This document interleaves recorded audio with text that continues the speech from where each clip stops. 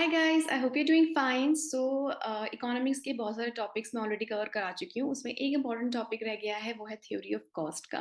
आगे हम जब बढ़ेंगे मार्केट फॉर्म्स में, जब आप पढ़ोगे तो हमेशा रेवेन्यू के साथ कॉस्ट की भी बात होती है, because they are two sides of the same coin. Cost नहीं पढ़ा तो आगे आप नहीं समझ पाएंगे, कॉस्ट के बारे में जरूर पढ़िए।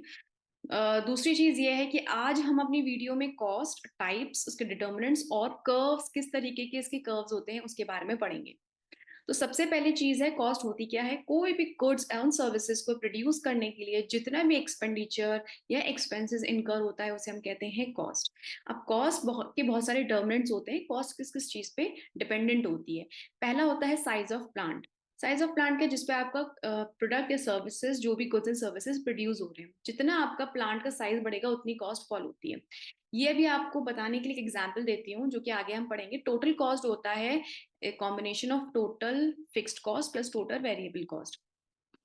टोटल फिक्स्ड कॉस्ट वो कॉस्ट होती है जो कि हमें इनकर ही करनी है। फॉर एग्जाम्पल, आपने घर कोई किराए पे लिया है, आप उस पर रहो ना रहो आपको रेंट देना पड़ेगा। वेरिएबल कॉस्ट वो कॉस्ट होती है जो कि जब भी आप यूनिट्स को प्रोड्यूस करोगे तभी वो इनकर होगी। अगर आप जीरो यूनिट्स प्रोड्यूस कर रहे हो, जीरो यूनिट्स अगर आप बना रहे हो, तो आपकी फिक्स्ड कॉस्ट, अगर आप रेंट पे कर रहे हो 5,000 का, तो वो 5,000 रहेगी। वेरिएबल कॉस्ट जीरो होती है। ठीक है, तो जीरो यूनिट्स पे फिक्स्ड कॉस्ट होती है। इसका मतलब कि आप चाहे कुछ भी ना बनाओ, आपको फिक्स्ड कॉस्ट देनी पड़ेगी। अब फॉर एग्जाम्पल, मैं अपना प्लांट का साइज बढ़ाती जा रही हूँ तो मैं ज्यादा चीजें प्रोड्यूस कर पाऊंगी। फॉर एग्जाम्पल, मैंने 10 यूनिट्स प्रोड्यूस कर रही थी पहले, और हर यूनिट की कॉस्ट थी 100 रुपीज। तो 1,000 रुपीज मुझे टोटल कॉस्ट पड़ी। ठीक है, अब क्या है, मैंने अपने प्लांट का साइज इंक्रीज किया। डिमिनिशिंग मार्जिन यूटिलिटी ये कहता है कि जितना आप ज्यादा प्रोड्यूस करोगे कॉस्ट फॉल होती है। वेरिएबल कॉस्ट की बात नहीं हो रही यहाँ पे, फिक्स्ड कॉस्ट की हो रही है, क्योंकि आपने यहाँ पे 10 यूनिट्स प्रोड्यूस करी, फिर भी आपको 5,000 रुपीज का रेंट देना पड़ा। यहाँ पे आप 100 यूनिट्स प्रोड्यूस करोगे तो भी आपको 5,000 का रेंट देना पड़ेगा। तो जब आप एवरेज आउट करोगे तो आपकी कॉस्ट कम होगी। तो हम यहाँ पे जो कॉस्ट फॉल की बात करते हैं वो एवरेज की बात करते हैं। ये मैं आपको और आगे अच्छे से एक्सप्लेन करूंगी। फिर हम आते हैं अनदर पॉइंट पे। वो ये कहता है कि आपकी लेवल ऑफ आउटपुट पे भी डिपेंड होता है। तो लेवल ऑफ आउटपुट मतलब, ये डायरेक्ट रिलेशनशिप क्यों कह रहा है, क्योंकि जितना आप ज्यादा प्रोड्यूस करोगे आपकी कॉस्ट बढ़ती है। कौन सी, वेरिएबल वाली, फिक्स्ड नहीं। फिक्स्ड आपकी सेम रहती है। प्राइस ऑफ इनपुट्स होते हैं, कितना आपने अपने मटेरियल लगाया हुआ है, आपकी टेक्नोलॉजी क्या है। मॉडर्न जितनी टेक्नोलॉजी लोगे आप, उतना आपको कॉस्ट बढ़ती जाएगी। ठीक है, जैसे कि सिर्फ आपकी इन्वेस्टमेंट आपको लगेगा, इसका मतलब तब आपकी कॉस्ट बढ़ेगी। लेकिन एक आपने अच्छा खासा इन्वेस्टमेंट कर दिया है अपनी टेक्नोलॉजी पे, तो वो आपको पहले भारी पड़ेगा। फॉर एग्जाम्पल, अभी कोई भी नई टेक्नोलॉजी आती है तो उसकी कॉस्ट बहुत ज्यादा हाई होती है, लेकिन अगर आपने अच्छी चीज में इन्वेस्टमेंट किया तो वो आपकी आगे की कॉस्ट को कम करेगी। फॉर एग्जाम्पल, अगर मैंने कोई नॉर्मल टेक्नोलॉजी ली है और वो 100 यूनिट्स एक घंटे में प्रोड्यूस कर रही है, ठीक है, और वो कितने की है, 10,000 रुपए की। मार्केट में एक नई टेक्नोलॉजी आई जो कि 1 लाख रुपए की है, लेकिन वो कम से कम 10,000 यूनिट्स प्रोड्यूस कर रही है। तो इन्वेस्टमेंट मुझे पहले लग गया, लेकिन बाद में मुझे अपनी जितनी यूनिट्स में बनाती जाऊंगी, जितनी मैन्युफैक्चर करती जाऊंगी, उतनी कॉस्ट कम होगी। तो वो इस लेसर कॉस्ट की बात हो रही है। फिर मैनेजमेंट होता है, आपको आपको वेजेस वगैरह देने पड़ते हैं, अपनी सैलरी पेमेंट करना पड़ता है मैनेजमेंट को। ठीक है, तो ये सब कॉस्ट होती है आपकी। नेक्स्ट होता है आपका कितने टाइप्स की कॉस्ट होती है। पहली कॉस्ट होती है एक्चुअल कॉस्ट। एक्चुअल कॉस्ट वो कॉस्ट होती है जैसे कि आपने अपने लेबर को वेजेस दिए, मटेरियल्स खरीदे, अदर एक्सपेंसेस बियर करे, जैसे वेयर हाउसिंग के, ट्रांसपोर्टेशन के। तो ये होती है आपकी एक्चुअल कॉस्ट, जो आपको पता है कि आपको इनकर करनी है।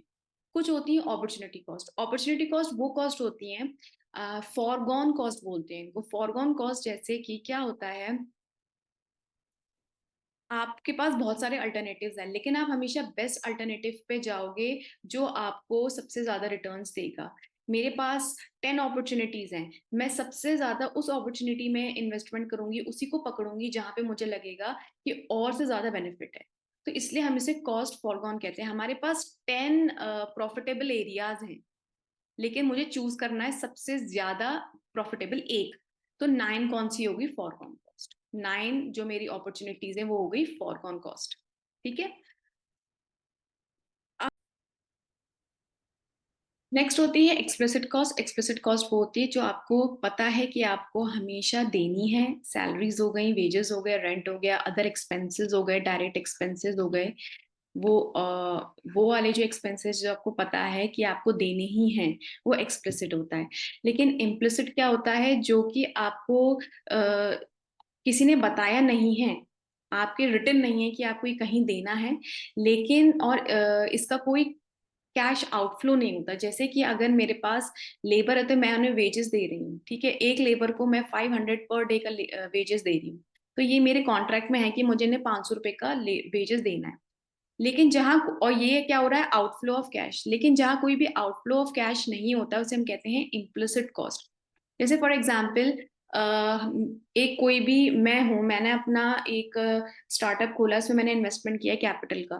तो जब भी कैपिटल में मैंने इन्वेस्टमेंट किया तो मैं होगी सोल एंटरप्रेन्योर, सोल प्रोप्राइटरशिप होगी, मेरा खुद का स्टार्टअप है, मैं अपने आप को सैलरी नहीं दूंगी। तो वो सैलरी क्या हो गई, इम्प्लिसिट कॉस्ट। क्योंकि ओनर अपने आप को कैसे सैलरी देगा, ठीक है।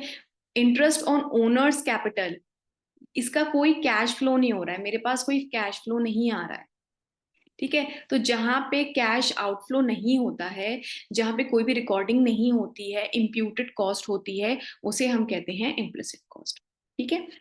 नेक्स्ट है इंक्रीमेंटल कॉस्ट। इंक्रीमेंटल कॉस्ट वो कॉस्ट होती है जो कि जैसे आपने कोई कोई नया टेक्नोलॉजी अपग्रेड करी है, या कोई नई मशीनरी लगाई है, या आपने कुछ भी नया इन्वेंशन किया है छोटा मोटा, जिसमें एक्स्ट्रा कॉस्ट की जरूरत होती है, उसे हम कहते हैं इंक्रीमेंटल कॉस्ट। अच्छा, संक कॉस्ट वो कॉस्ट होती है जो कि एक बार इनकर होगी बट आप उसे रिकवर नहीं कर पा रहे हो, उन्हें अनक्योर्ड कॉस्ट भी कहते हैं।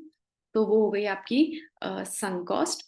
Okay, next is the shutdown cost. Shutdown cost वो कॉस्ट हो गई जो कि आपने अपना कोई भी प्लांट को बंद कर दिया क्योंकि आप एक्सपेंसेस नहीं दे पा रहे हैं, आप कॉस्ट को बेयर नहीं कर पा रहे हैं, तो वो आपने बंद कर दिया पूरी तरीके से। नेक्स्ट है आपकी बहुत इंपॉर्टेंट जो पूछी जाती है, वो है डायरेक्ट कॉस्ट। अच्छा, डायरेक्ट कॉस्ट वो कॉस्ट होती है जो कि आपकी रिलेटेड होती है टू द प्रोडक्शन। आपने कोई भी चीज प्रोड्यूस की है या एक्वायर की है, सेल किया है, ठीक है, मार्केटिंग में आप जो भी पैसा लगा रहे हो वो डायरेक्ट कॉस्ट होती है। But on the other hand indirect cost कौन सी होती है, इनडायरेक्ट कॉस्ट वो कॉस्ट होती है जैसे कि आपने, आपका हर साल आप टैक्स पे करते हो, और कभी कभी आपका मतलब इंक्रीमेंट लगता है तो टैक्स का पैसा, टैक्स भी ज्यादा भरना पड़ता है। तो जब आपका जो चीज आपको पता नहीं है कि चेंज हो सकती है, फ्लेक्सिबिलिटी होती है उसमें, कहते हैं उसे हम कहते हैं अनट्रेसेबल और इनडायरेक्ट कॉस्ट। और जैसे कि चार्जेस भी इलेक्ट्रिसिटी में बढ़ जाते हैं, पर यूनिट का रेट जैसे भी बढ़ जाएगा, तो वो भी होती है इनडायरेक्ट कॉस्ट। अब जो मैंने आपको सबसे स्टार्टिंग में बताया था, दो टाइप की कॉस्ट, वेरिएबल कॉस्ट और फिक्स्ड कॉस्ट। तो आप यहाँ देखते हैं वेरिएबल कॉस्ट क्या होता है, वेरिएबल फिक्स्ड कॉस्ट क्या होता है। फिक्स्ड कॉस्ट वो कॉस्ट होती है जैसे कि रेंट आपने पेमेंट किया। अब मैं इसका ग्राफ समझाती हूँ आपको।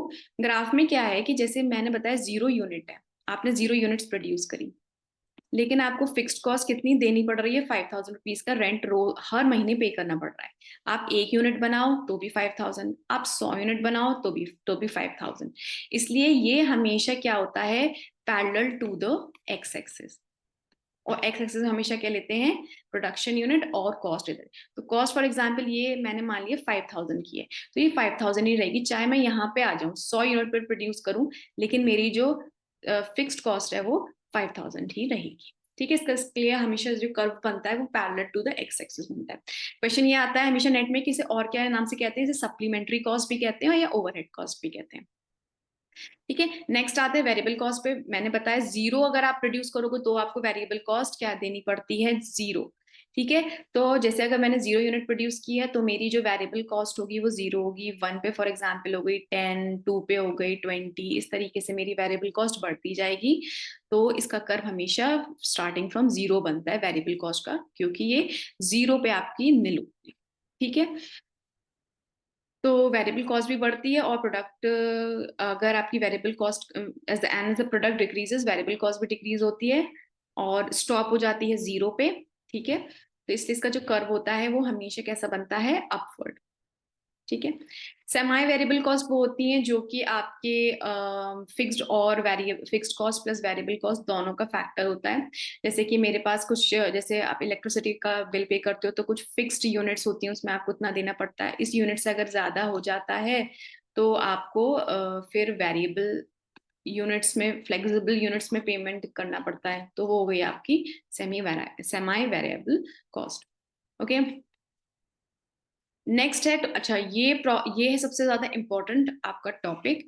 टोटल कॉस्ट क्या होता है? Total cost is equals to total variable cost plus total fixed cost. Average cost क्या होता है? Average cost equals to total cost divided by quantity. Marginal cost क्या होता है? Marginal cost is equals to change in total quantity upon upon change in units. इसको और भी इस तरीके से कह सकते हो, TCN - TCN - 1। अब बहुत लोग ये पूछते हैं ये क्या होता है। फॉर एग्जाम्पल, मेरी टोटल कॉस्ट 0 यूनिट्स ये हो गई। 1 यूनिट पे मेरी टोटल कॉस्ट 100 है, 2 यूनिट में मेरी कॉस्ट 150 है। तो मैं कैसे निकालूंगी मार्जिनल कॉस्ट? मार्जिनल कॉस्ट हो गई 50। कैसे आप इसको दिखाओगे TCN में? TCN TCN - TCN - 1।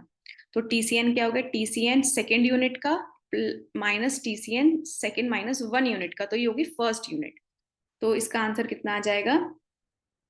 Is equals to 150 minus 100, that is 50।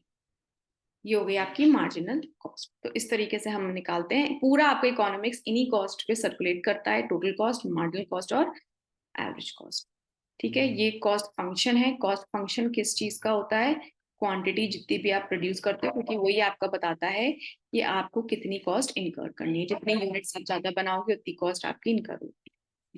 अच्छा, शॉर्ट रन कॉस्ट और लॉन्ग रन कॉस्ट के बारे में मैंने बताया था आपको। शॉर्ट रन कॉस्ट वो कॉस्ट होती है जो आपके आप चेंज नहीं कर सकते। जैसे कि हमने प्रोडक्शन में भी पढ़ा था कि दो कॉस्ट ली थी, लेबर और कैपिटल।